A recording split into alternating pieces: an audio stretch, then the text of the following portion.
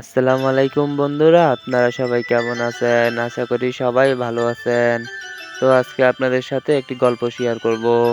সেই গল্পটির নাম হচ্ছে যে ভালোবাসার পরীক্ষা। তো গল্পটি শোনার জন্য যারা প্রেমিকরা আছেন অবশ্যই গল্পটা শুনে যাবেন। গল্পটা অনেক মজার হতে যাচ্ছে। হঠাৎ করে মেয়েটি তার প্রেমিকাকে জিজ্ঞেস করলো, আচ্ছা তুমি কি আমাকে ভালোবাসো?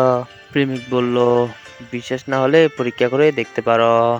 প্রেমিকা বলল, ধরো তোমার পকেটে মাত্র 20 টাকা আছে, সেখান থেকে আমি 15 টাকা চাইলাম, তুমি দিতে পারবে?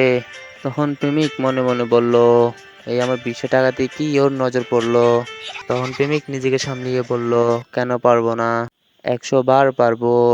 প্রেমিক তখন বলল, আচ্ছা তোমার পরীক্ষার সময়টাকে একটু পিছানো যায় না? তখন প্রেমিকা বলল, শালা, এই তোর 15 টাকার জন্য আবার তারিখ খুঁজছিস? তোকে এই 15 টাকার জন্য কিসের তারিখ দেব? আবার তারিখ পিছাবো কেন? মাত্র তো 15 টাকা চাইছি। তখন প্রেমিক আমতা আমতা করে কিছু বলতে চাইলো, কিন্তু বলতে পারলো না। কারণ এটা প্রেমিকের জন্য একটা মাত্র পরীক্ষা ছিল, মেয়েটাকে কতটুকু ভালোবাসে সে।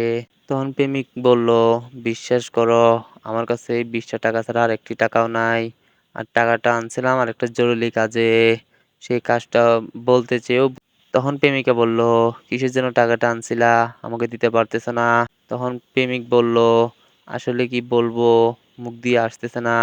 প্রেমিকা বলল, বলে ফেলো, কোনো সমস্যা নাই, আমি তো তোমার গার্লফ্রেন্ড, তাই না? তখন প্রেমিক বলল, আসলে এই টাকাটা কিসের জন্য আনছিলাম শোনো, আসলে এই টাকাটা আনছিলাম যে আমি সিগারেট খাওয়ার জন্য। বাসায় কারো কাছে টাকা চাইছি, কেউ দিল না। তখন সেটা আমার বাবার পকেট থেকে চুরি করে নিয়ে আসছি বিড়ি খাওয়ার জন্য। তখন প্রেমিকার রিয়েকশনটা শোনার জন্য অপেক্ষা করুন, পরের পার্ট নিয়ে আসতেছি আপনাদের জন্য।